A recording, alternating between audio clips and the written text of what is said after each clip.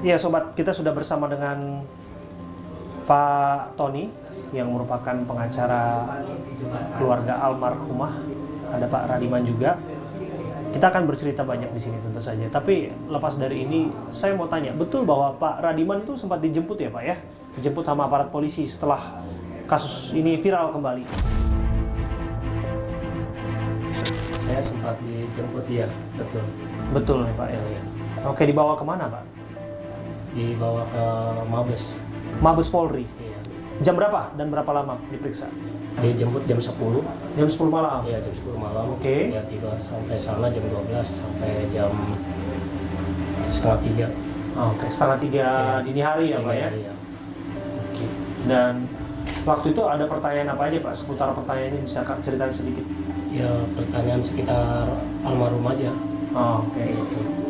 Kejadiannya kapan? Ya. Terus Ya. sama kenal nggak sama tersangka? Oke. Seperti itu. Ya ini Kang Tony, waktu kemarin dijemput oleh aparat polisi sempat kontak-kontakan juga berarti? Iya, makanya saya tanya, kok kenapa nggak kabari saya? Ternyata dia nggak sempat kabari, karena Oke. malam. Baru kabari itu ya setelah dari Mabes Polri ya, berapa harinya, baru dia cerita.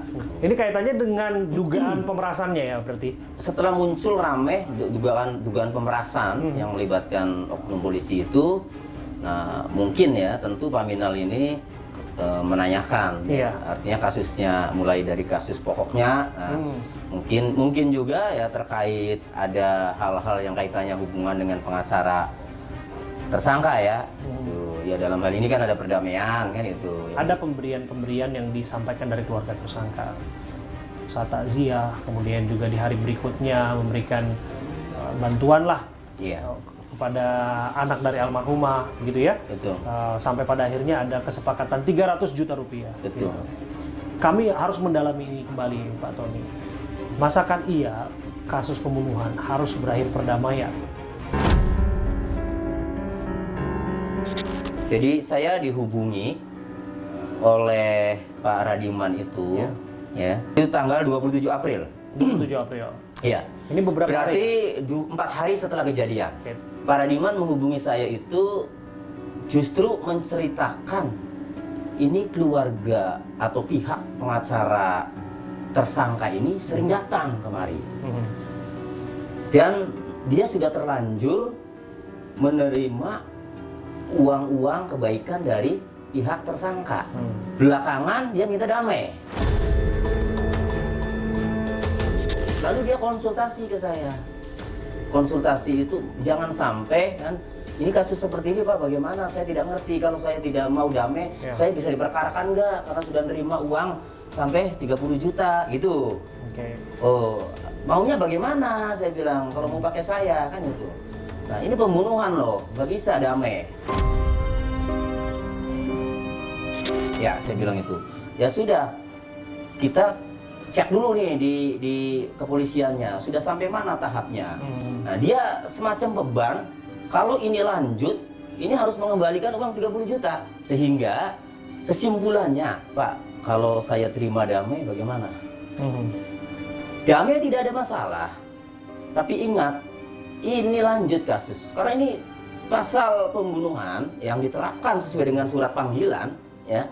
Ini adalah pidana murni dan delik biasa, bukan delik aduan. Artinya delik biasa itu penyidik berkewajiban melanjutkan proses hukumnya sekalipun ada perdamaian dan sekalipun pelapor mencabut laporannya. Akhirnya suatu hari Evelyn, pengacara dari Arif Nugroho dan Bayu Hartanto itu menghubungi saya. Akhirnya ketemulah tanggal 2 Mei di restoran Padang samping Polres Jakarta Selatan. Disitulah kemudian sepakat terjadi perdamaian dengan angka 300 juta. Ibu Evelyn itu datang itu bersama timnya. Kemudian istrinya ini ada. Ya. Istrinya Arif Nugroho. Tersangka ya? Tersangka. Saya berpikir ini orang kaya karena yang disita saja mobil BMW Gold. Tapi dia menyampaikan ke saya, ya ke kita itu bahwa Arif Nugroho ini hanya seorang pekerja kuli di bengkel. Pak Radiman. Iya. Jadi sampai pada akhirnya tanda tangan perdamaian, Bapak tahunya tersangka Arif Nugroho itu pekerja bengkel. Ya atas omongannya Istrinya? Ya istrinya. Menyatakan pekerja bengkel. Ya menyatakan maksudnya pegawai biasa lah intinya. Pegawai biasa dan sebagainya. Iya. Nggak ada kaitan dengan klinik kesehatan, gitu kira-kira. Enggak ada. Oke, tapi kan informasi sudah tersebar luas itu kasus sebetulnya bahwa itu adalah kasus yang melibatkan anak bos sebuah lab besar di Indonesia. Ya, saya setelah ini rame, saya langsung menyelidiki juga, dan itu adalah anak angkat.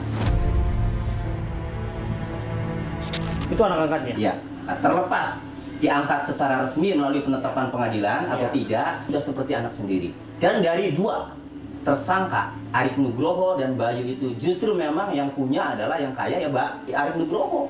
Justru Bayu nggak ada apa-apanya. Sekarang makanya kaget begitu keluar uang sampai 20 miliar. Wah, Oke. saya bilang kaget ini. Kok bisa begitu? Makanya saya ketika muncul pemberitaan mengenai oknum polisi memeras sampai 20 miliar ya saya acuh aja. Justru saya tahunya itu ketika tim AB Plus ya ngabari saya ya sama Bang Abraham ngabari saya bahwa ternyata kasus pemerasan yang melibatkan oknum polisi yang lagi rame itu ternyata kasusnya yang saya tangani kan itu baru nggak saya. Bagaimana mungkin seorang pengacara begitu ya, ia melupakan kasus yang sedang ia tangani sampai pada akhirnya viral, kita yang mengontak beliau. Bahkan ini kasus RJ loh, RJ kasus pembunuhan loh Kang Tony. Saya sadar betul dan mungkin saya juga sudah saya kasih pemahaman. Ini RJ ya, perdamaian lah ya. Nah, tetapi saya bilang ini kasus ini lanjut. Nah, jadi ya Itu disampaikan di meja pertemuan itu juga? oh disampaikan. Dan Evelyn juga tahu itu? Tahu. Kemarin saya sempat kontak Evelyn. Oke. Ya, karena mengingat berita yang merebak Iya, bahwa tersangka seolah-olah merasa dibohongi, betul. seolah-olah bisa berhenti kasusnya, Iya. kan? Sehingga menggugat. Ya, karena merasa Tidak dibohongi. tercapai yang diinginkan. Iya, Ya. tetapi saya pernah kontak. Nah, ternyata dia juga sudah menjelaskan katanya ke kliennya itu, ke tersangka itu, bahwa kasus itu lanjut. Dalam pertemuan itu, ketika menandatangani kesepakatan itu, ada tidak disebutkan bahwa perdamaian ini diketahui bahkan diatensi, dalam tanda kutip ya, oleh para penyidik yang ada di Polres Jakarta Selatan, Satreskrim Polres Jakarta Selatan, di bawah komando ex-kasatnya waktu itu, AKBP Bintoro. Ada tidak disebutkan bahwa atensi itu kepada upaya perdamaian ini dan sebagainya? Ini harus dibuka. Tidak ada. Tidak ada. Tidak. Tidak ada menyebutkan nama AKBP Bintoro dalam pertemuan tersebut. Kasus ini tidak ada Oke. satupun ya Oke. dari pihak kepolisian yang terlibat. Dan secara tertulis juga kebetulan sudah print nih surat perdamaiannya khusus buat Abil Bos. Ya. Nah, ini surat perdamaiannya. Pada poinnya ini objeknya adalah LP B nomor 1181. Objek ini ya agar dicabut. Laporan ini agar dicabut dari Polres Jakarta Selatan oleh para Diman dengan memberikan kompensasi 300 juta. Ada nih. Dimuat 300 juta dan uangnya langsung diterima sama para Diman dan istrinya. Ada satu hal yang saya koreksi, yang saya coret. Oke, apa yang dicoret ini? Ya, di sini sebelum ditandatangani ya Pak Radiman. Pada pasal 4, para pihak setuju dan sepakat. Ya, di sini yang saya coret ini, ya, ini menjamin penuh. Inilah yang saya tidak setuju.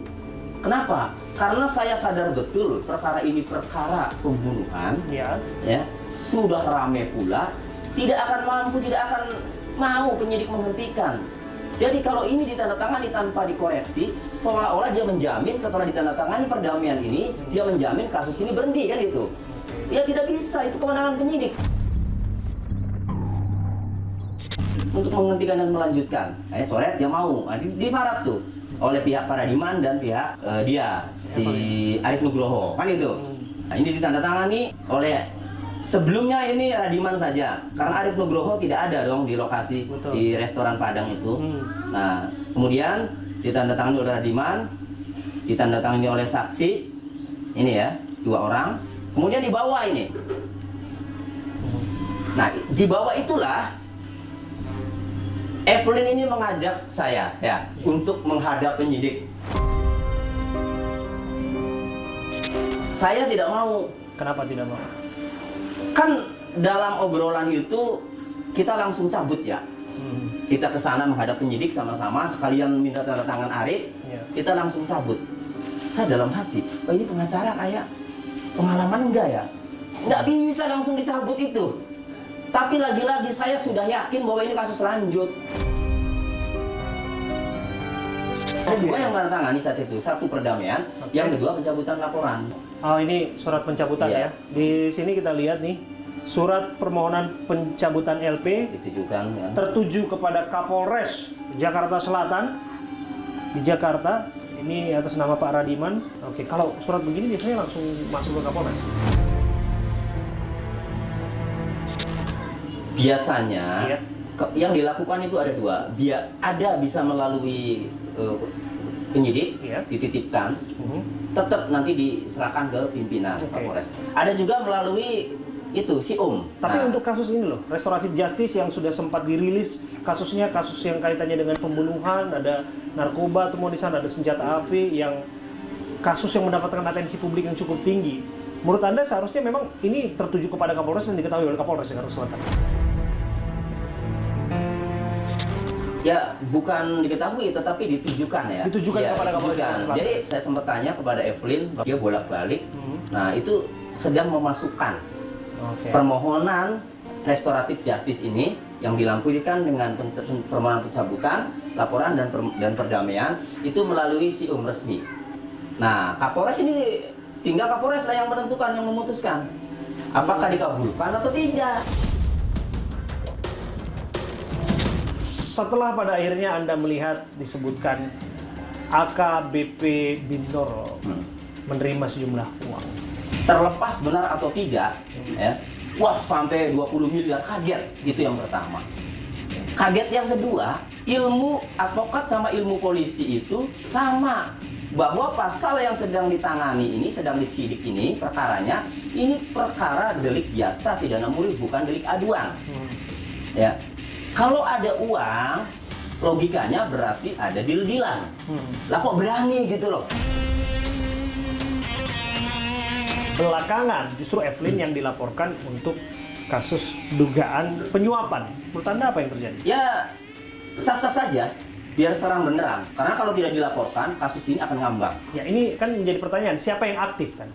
Kalaulah kemudian dari pihak polisi yang aktif disebutkan, pasti ada dugaan pemerasan. Ya. Di sana. Kalau kemudian yang aktif adalah lawyer dan sebagainya, itu pasti ada dugaan penyuapan di sana. Menurut Anda seperti apa sebetulnya? Penyidikannya ke sana. Penyelidikan dan penyidikannya itu ke sana. Memastikan siapa yang aktif. Jika polisi, ya, entah itu AKBP Bintoronya, atau melalui kanitnya, atau melalui kasubditnya, atau melalui penyidik pembantunya, ya, meminta sejumlah uang kepada tersangka melalui pengacaranya, maka masuklah unsur pemerasan. Tetapi jika, ya, dari kepolisian, dari penyidik kepolisian ini, ya, tidak aktif, tidak meminta, hanya menerima karena diberikan, ya, maka ini suap. Terima kasih Kang Tony. Oke, Terima kasih. terima kasih. Terima kasih. Sama-sama. Terima kasih. Oke, apa saja kendaraan mewah yang dimaksud? Itu mobil Lamborghini. Lamborghini, yes. Ya Harley Davidson dan BMW ya, ada 2 ya. Oke. Motor BMW ya. Dan ini memang diminta oleh oknum. Ya, jelas-jelas diminta.